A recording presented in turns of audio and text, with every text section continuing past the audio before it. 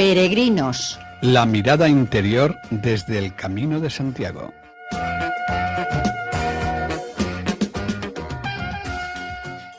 Y hoy en Peregrinos, la mirada interior desde el Camino de Santiago, pues nuestra sección dedicada al camino, como es obvio, tenemos a una personalidad del camino, que es José Ricardo Pardo Gato.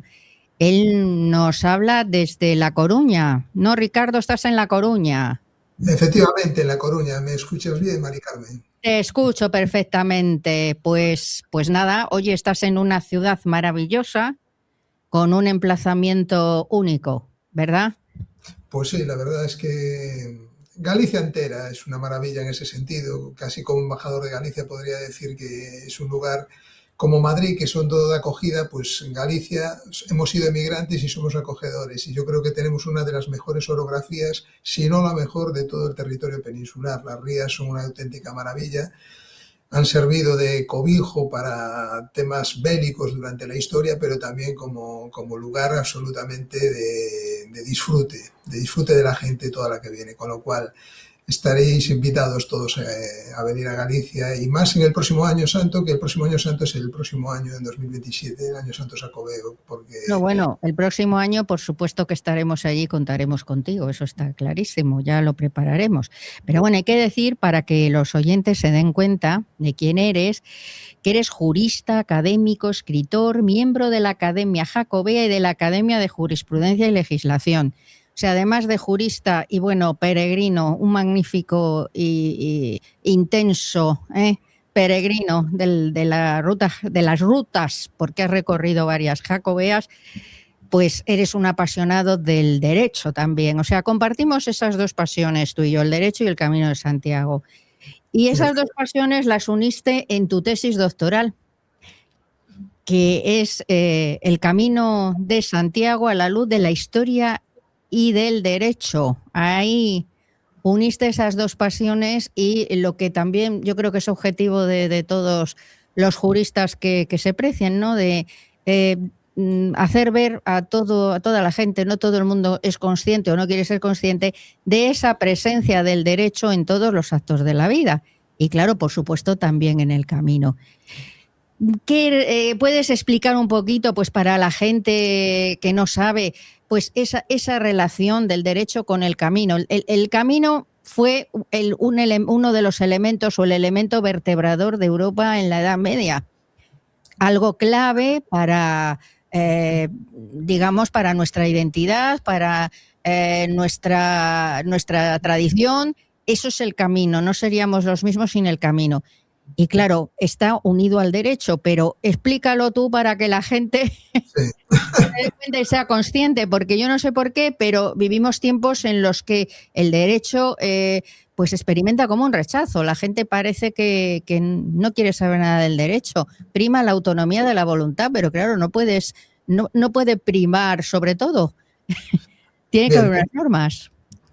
Bien, bueno, agradezco en primer lugar, antes de continuar, agradezco que me hayas invitado, y probablemente uno de los objetivos de tu entrevista sea precisamente el tema del Camino de Santiago a la luz de la historia del derecho. Bien, yo como apasionado del camino, ya en el año 2013 conseguí acceder al archivo catedralicio compostelano, de la mano en su momento del deán catedralicio, que era Manuel Calvo Tojo, y posteriormente de José María Díaz, que cohesionó ambos cargos cuando Manuel Calvo Tojo tuvo que dejarlo por cuestiones de enfermedad. José María Díaz falleció el pasado año, con lo cual un recuerdo grato tanto a uno como a otro allá donde estén. Bien, la aproximación que hice sobre el tema del derecho fue sobre todo en el archivo, investigando toda esa conexión que, como tú bien dices, liga al camino con lo que es el derecho y toda la esencia del mismo, del propio Codex Calistino, que se atesora en el archivo de la catedral, junto con toda la biblioteca de López Ferreiro, que fue, digamos, un deán de la catedral de finales del siglo XIX, y que hizo la historia, la gran historia de la catedral, de la Santa Catedral de Santiago de Compostela. Bien, como tú dices, el derecho me apasionó porque, como bien comentabas, es el elemento vehicular de las sociedades, el que otorga derecho a las personas. y el Camino de Santiago probablemente no se entendería sin esa conexión. Hasta el punto de que, sobre todo en la Edad Media, distintos reinos, muchas veces enfrentados en la península ibérica, pues llegaron todos de una manera sorprendente a legislar en torno a la protección del peregrino. Estamos hablando del Foro Real, el Foro Juzgo, los foros de Estella, toda la legislación, el propio Codex Calistino y, cómo no, las partidas.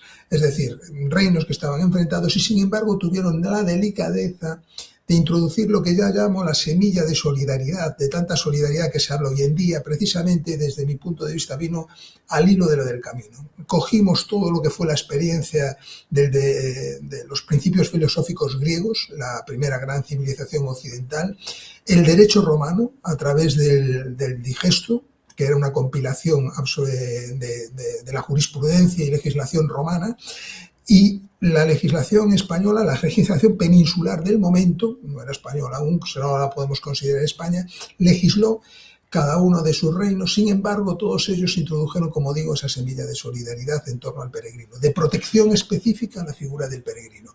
Una protección que tú, como bien dices, ligaron lo que fue la esencia misma de Europa, de lo que hoy somos. Bueno, conoces muchos caminos, has hecho varios caminos, pero hay uno muy especial, que es el llamado Camino Blanco, que es desde Antártida, nada menos.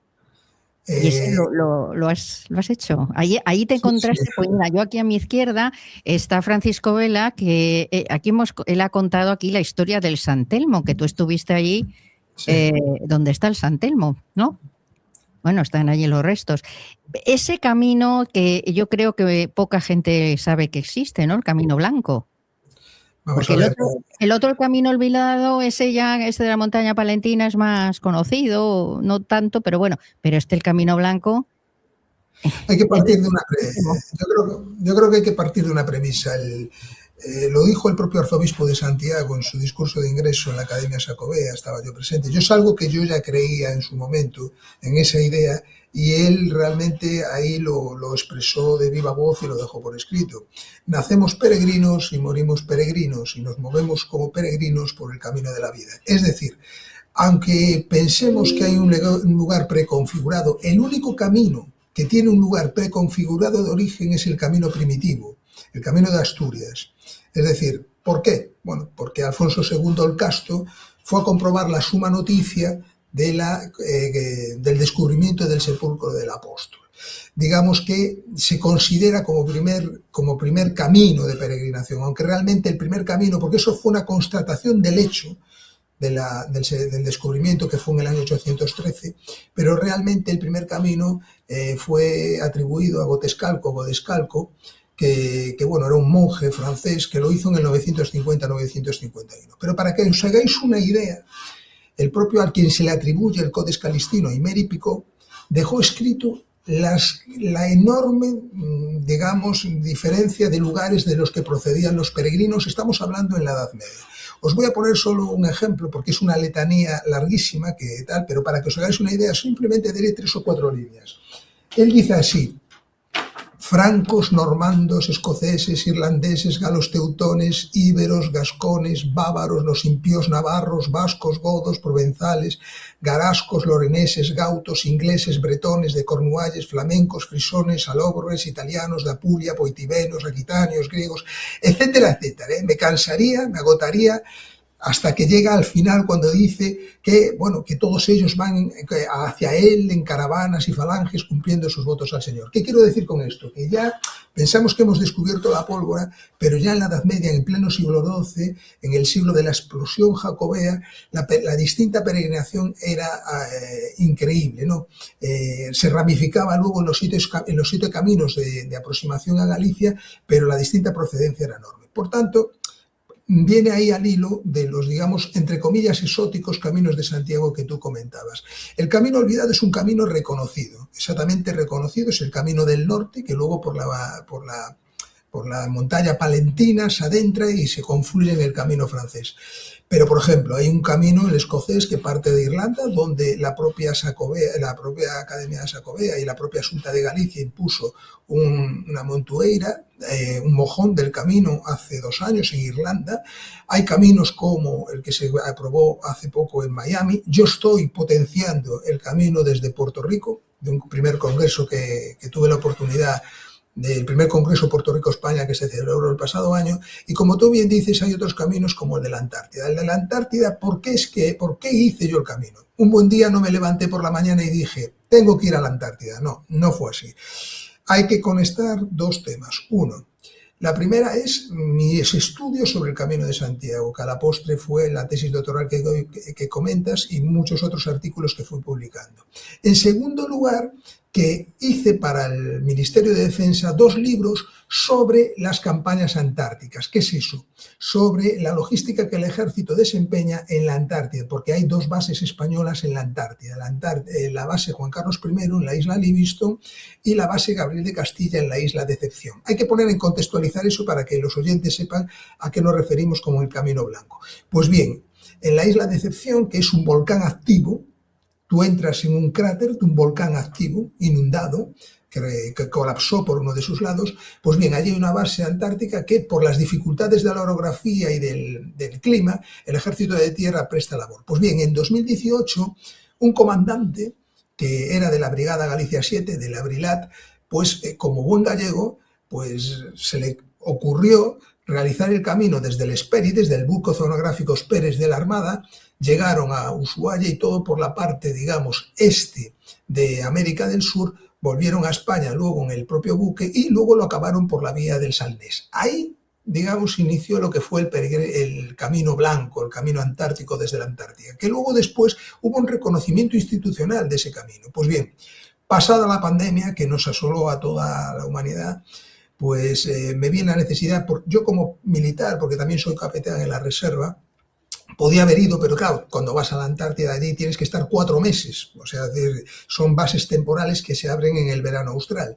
Pero me veía en la obligación por 2 motivos. Una, por los temas de estudio de ambos temas, de haber tratado el tema de la logística del ejército en 2 libros para el Ministerio de Defensa y la propia tesis, y por otro lado, la necesidad, digamos, de lo que habíamos vivido con la peregrinación. Pues bien, fui en un buque, en el buque oceanográfico Ushuaia argentino, que bajó hasta el Círculo Polar Antártico, y desde allí fue donde inicié la peregrinación, porque en la Antártida tú paras donde puedes y no donde quieres. Es decir, no hay puertos, no hay sitios de parada. Entonces, bueno, en ese momento el buque no pudo parar de ida en la isla Decepción. Luego sí, a la postre volvimos por isla Decepción, pero paradójicamente fue un poco surrealista. ¿Qué pasa? Que el capitán que iba, que era un capitán argentino, en el puente de mando tenía 2 imágenes de la Virgen de Luján y de la patrona de Argentina.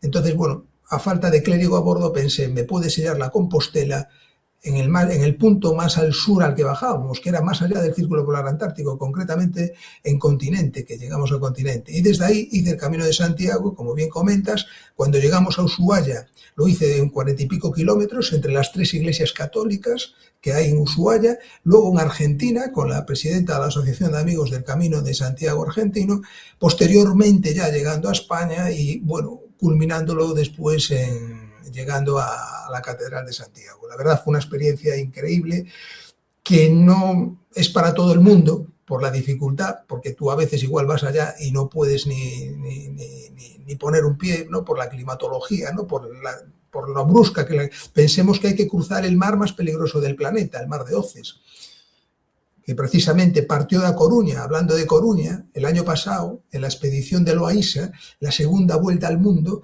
partió en busca de las Islas Molucas y una de los navíos se desgajó de la expedición y llegó a ese mar que cruza y le puso el nombre de Mar de Oces, que luego los ingleses lo acuñaron como el Paso de Drake, cuando realmente no es el Mar de Oces, ya anteriormente fue conocido. Y luego posteriormente Gabriel de Castilla, otro navegante español famoso, en 1603 fue el primero que la visionó.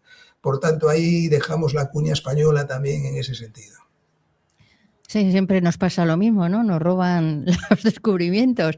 Bueno, pues y todos estos pueblos que has nombrado antes, bueno, bávaros, etcétera, yo creo que has nombrado todos los pueblos conocidos de la Edad No te Media casi. imaginas, Mari Carmen, si ves la letanía es enorme, es decir, tienes que estar como 5 minutos, no, 5 minutos es una Ya, exageración, pero un minuto leyendo la cantidad. Entonces, claro, pensamos, como digo, en pleno siglo XXI, que hemos descubierto la pólvora desde el 93, cuando Manuel Fraga Iribarne impulsó lo que es el Camino de Santiago, digamos, contemporáneo, que así se le llama, pero sin embargo en el siglo, vamos, en el siglo XII sobre todo, que fue el de la explosión jacobea, os puedo comentar que el centro, en el último año santo jacobeo, que fue el único que hubo 2 años consecutivos. En la historia solo se produjo eso en 3 ocasiones. En el siglo XIX, con la guerra civil, por un hecho de tal, y con el COVID.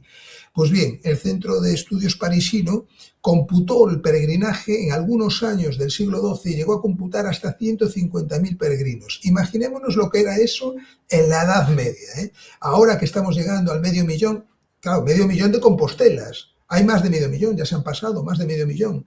Sin embargo, para mí el dato que sobrecoge es ese 150.000 en plena Edad Media, donde no había caminos señalizados, donde la Compostela era un salvoconducto de ida y de regreso, no era la certificación que colgamos, ¿verdad?, por haber llegado, no, eran cruzar caminos en guerra, a veces asolados, no había zonas, se guiaban por la noche cuando era clara por la Vía Láctea, por eso se llama, ¿verdad?, el Campus Stellae, así se le llamaba en latín, el campo de las estrellas, porque se guiaban por eso. Imaginémonos las dificultades que conllevaba el llegar a Compostela en ese momento, y ahí eran 150.000 peregrinos, se llegaron a computar, como digo.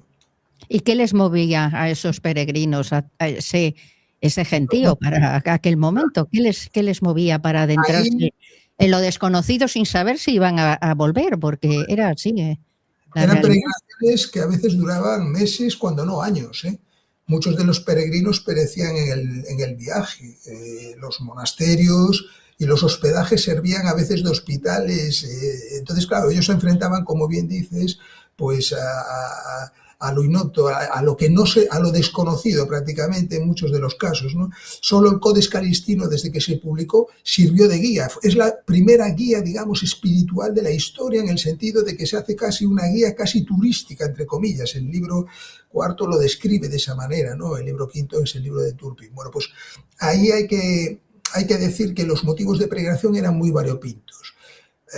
Mucho más hoy en día, ¿verdad? Porque hoy en día se hacen en plan lúdico. Ahí la mayoría de las veces era por un motivo de devoción individual, ¿no? Es decir, la mayoría de los peregrinos acudían para expiar sus pecados, en algunos casos, y a veces por devoción por el apóstol, por la idea de religiosidad, para pedir también los favores del apóstol, ¿verdad?, para curarse. Pero bueno, también había, y hay que reconocerlo así, un porcentaje no menor de una peregrinación penitencial para expiar sus pecados, pero también para cumplir una condena, una penitencia civil o canónica. En aquellos momentos no eran pocos los peregrinos que acudían a Compostela compelidos por eso, por una penitencia canónica que les imponía la Iglesia. Había los libros, se llamaban libros penitenciales, donde se estipulaba, casi como en el Código Penal, la pena, el castigo y la pena. Es decir, el delito que se cometía y la pena. Y se baremaban en función del tiempo, la distancia a recorrer y el tiempo de peregrinación. Las penas, por ejemplo, para los clérigos eran mucho menores que para los seglares, en ese sentido. Por ejemplo, un obispo, por ejemplo, que llegara a cometer un pecado de descomunión, por ejemplo, igual le llevaban a peregrinar todos los días del resto de su vida, ¿eh? Y luego las había, en caso de los seglares, había las penas, como digo, eran mucho más gravosas y se concurrían agravantes, ¿no? En ese caso, bueno, podían llegar incluso a arrastrar cadenas, desnudos en el caso de los hombres, las mujeres vestidos con túnica blanca, a veces peregrinando de rodillas. Es decir, no era todo lo bonito que podemos pensar en lo idílico que a día de hoy. Por tanto, los motivos de peregrinación eran varios. El mayor, sin duda, era el acto de devoción individual, pero también había una parte, digamos, obligatoria. Lo que no había es lo que es a día de hoy, ¿no? Que es juntarse para hacer un recorrido como cuando vas a hacer un picnic o si vas en plan cultural. No había ese sentido. Sí que iban por las distintas iglesias, pero iban con una idea, lo que llevaban eran las ofrendas al apóstol y pocos víveres, la mayoría eran precarios. Había nobles, reyes que llegaron a hacer la peregrinación, militares y demás, guerreros, pero sobre todo eran personas, digamos, humildes, que hacían la peregrinación por esos motivos que os comento. Entonces, bueno, enfrentarse a zonas donde los caminos, como digo, no estaban señalizados, eran senderos que estaban por descubrir, aunque iban por el camino real, sobre todo el camino francés, que es el único que describe el Codex Calistinus. El Codex Calistinus, si nos llegamos a ello, el único que describe es el camino francés, y de hecho, incluso dice que el camino del norte no lo llega a reconocer, porque, bueno, entre otras cosas dicen que, bueno, si hay algún vasco que esté escuchando ahora mismo, mejor que tape los oídos, porque decía que en la zona vasca y tal, pues los peligros eran aún mayores por los salvajes que eran esas gentes, ¿no? Entonces, Bueno, pero eran circunstancias, digamos, de la época, ¿no? De la época que evidentemente hay que trasladarlo hoy en día, hay que hacer una traslación, la traslatio. Ese es otro tema. Hay varios términos que son la inventio o invenio, el descubrimiento del sepulcro del apóstol Santiago, y la traslatio o traslación de los restos del apóstol desde Jerusalén, cuando fueron traídos, es lo místico que encierra también la situación del camino. Por tanto, yo creo que eso trasladado, si me vale el símil, a día de hoy, pues yo creo que cada vez que hacemos el camino debemos de pensar en toda la gente que lo hizo, porque lo que hay una realidad, esté o no esté enterrado el apóstol en el sepulcro, dejemos eso al lado. Lo que sí es cierto es que es la peregrinación cristiana por excelencia. Era el apóstol peregrino y además sintió el recelo, incluso de los papas, en su momento de Roma y de la propia Jerusalén, porque la peregrinación incluso acudían más peregrinos, ya os dije el dato, ya os comenté el dato que se acuñó realmente por el Centro de Estudios Compostelano Parisino ahí en el 2021, que sobrecoge, ¿no? Entonces, bueno, esa es una realidad que yo creo que tenemos, entre comillas, la suerte de contar con el camino de peregrinación más importante del mundo, y España entera yo creo que lo tiene, y Galicia en particular. Y muy brevemente, ¿tú crees que es necesario, pues, no sé, salvaguardar o evitar, o como quieras, no sé en qué grado piensas tú que está, pues digamos que la degradación del camino, evitar que se convierta en una ruta senderista, que tú algo has dicho antes, o una ruta turística o un paseo? Claro. Evitar en lo posible, pues, que sea eso, ¿no? Que la gente acuda, bueno, pues como el que va a dar una vuelta. Yo creo que el propio arzobispado, la propia archidiócesis de Santiago, no es alejada de la realidad. Y de hecho, en lo que es la credencial del peregrino, cuando haces el camino, pues ya tienes que indicar el motivo, ¿no? El motivo, y sobre todo también cómo lo haces, ¿no? Si lo haces a caballo, si lo haces a pie, si lo haces en bicicleta, etcétera. Es decir, yo creo que la propia Iglesia incluso se ha adaptado a la situación actual de reconocer los distintos tal. Y de hecho, el que haya cada vez menos, digamos, menos devoción y sobre todo menos materia prima para poder cuidar los distintos parajes, incluso en el camino francés hay iglesias, hay conventos no tanto, pero sí iglesias, zonas que incluso llegan y están cerradas al público, ¿no? Entonces yo creo que lo que sí sería bueno es que todo lo que hiciera, que hubiese un anexo, digamos, a esa credencial donde se explicara un poco el contenido en 2 o 3 páginas, lo que yo acabo de explicar un poco, ¿no? Para saber que lo que estamos haciendo es algo que ya es una peregrinación de más de un milenio, ¿no? Y que que se está haciendo una peregrinación con un sentido, con una idea, que luego después lo llevamos o no a la práctica, pero que sepamos lo que se está haciendo, ¿no? Hay que pensar que tú lo decías al principio en la presentación, supuso el cordón umbilical de Europa. Ahora que tanto se nos llena la boca con Europa y demás, Europa no era nada hasta que se hizo el camino. El camino fue el que hizo la relación, la unión de los distintos tramos que llevan a Compostela. Y esa unión, que yo es lo que defiendo, y así lo llevé a Puerto Rico, significó algo que también nos llevó al Nuevo Mundo. el símbolo por antonomasia occidental es la cruz espada de Santiago, no lo olvidemos, que luego el aspa de Borgoña posteriormente, con la batalla de Pavía, que el año pasado cumplió 500 años, ahora que tanto se lleva el eslogan, que muchas veces se identifican con vos erróneamente, ¿no? Como pasa con el escudo de los Reyes Católicos, que a veces los identificamos con el escudo de Franco. Pues bien, el símbolo por antonomasia que llega hasta nuestros días es la cruz de espada de Santiago. De hecho, sigue siendo el símbolo del ejército de tierra central, junto con el águila. Por tanto, es un símbolo que todo el que va a hacer el camino debía de saber lo que lleva. En estas peregrinaciones, en estas expediciones iniciales al Nuevo Mundo, Magallanes Elcano hizo un acto de devoción explicando que lo hacían en favor del apóstol Santiago. Y aunque la segunda que os comentaba, que partió de Coruña, porque la casa de contratación de la especería desde 1522 a 1529 estuvo en A Coruña, aparte de la casa de contratación de Indias, porque Carlos I tal, el próximo mes colocaremos una placa a la Asociación de Historia y Cultura Militar Noroeste, que me honro en presidir, en el Museo Militar de Coruña, porque el cano que iba en esa expedición dejó estipulado que 50 ducados para los monjes del convento de San Francisco, que es donde está el Museo Militar en Coruña, impartieran una misa de concepción todos los días rogando por su alma. Pero he aquí que esa expedición partió precisamente el 24 de julio, víspera de Santiago. Y aunque en esa expedición no se especifica directamente, porque ahí lo que las fuentes históricas beben de una relación que hizo uno de los marinos que navegó en esa expedición, que fue Urdaneta, discípulo del Cano, que luego fue el que posteriormente en la expedición de Legazpi ideó la nueva ruta que duró durante 2 siglos y medio, fue la globalización de la Tierra, que era una derrota oeste-este desde Filipinas, llegando a Nueva España, México, Acapulco y demás, y luego llevaban a Coruña. Pues bien, parte de ellos, la mayoría, se encomendaron al apóstol Santiago. Por tanto, lo que se llevó al Nuevo Mundo, este año se celebra el 250 aniversario de la Declaración de Independencia de Estados Unidos.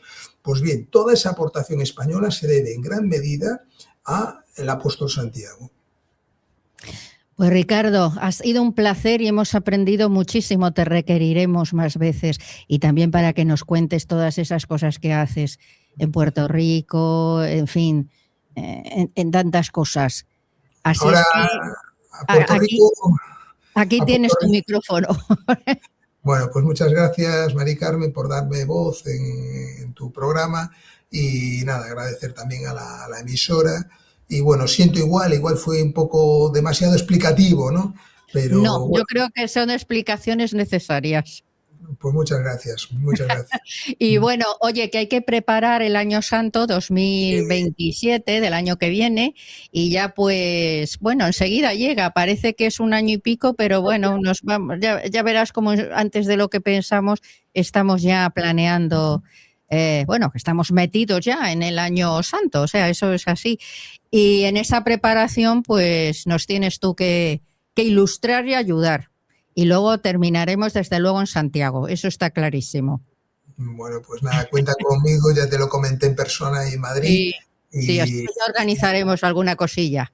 Y te lo traslado igualmente, lo que yo os pueda ayudar, pues nada, a vuestra disposición y muchas gracias nuevamente por darme voz. No, gracias a ti por esas explicaciones tan, tan científicas, vamos a decirlo así, y con tanta verdad. Había que darlas en más sitios, en más ocasiones. No, claro. Si se quisiera dar una parte más lúdica de cómo fue la peregrinación a Antártida, pues os explicaría pues todo lo que fue un poco más, pues los animales que encontramos, todo lo que fue la expedición en sí misma y tal, porque realmente fue una expedición casi poco menos. Pero eso para otro programa está claro. Bueno, Ricardo, un abrazo y a seguir disfrutando de La Coruña, del camino, de Santiago, que lo tienes allá Santiago tan cerquita. Y nada, ya ha sido un placer que vamos a repetir. Pues muchísimas gracias. A ti. Nada.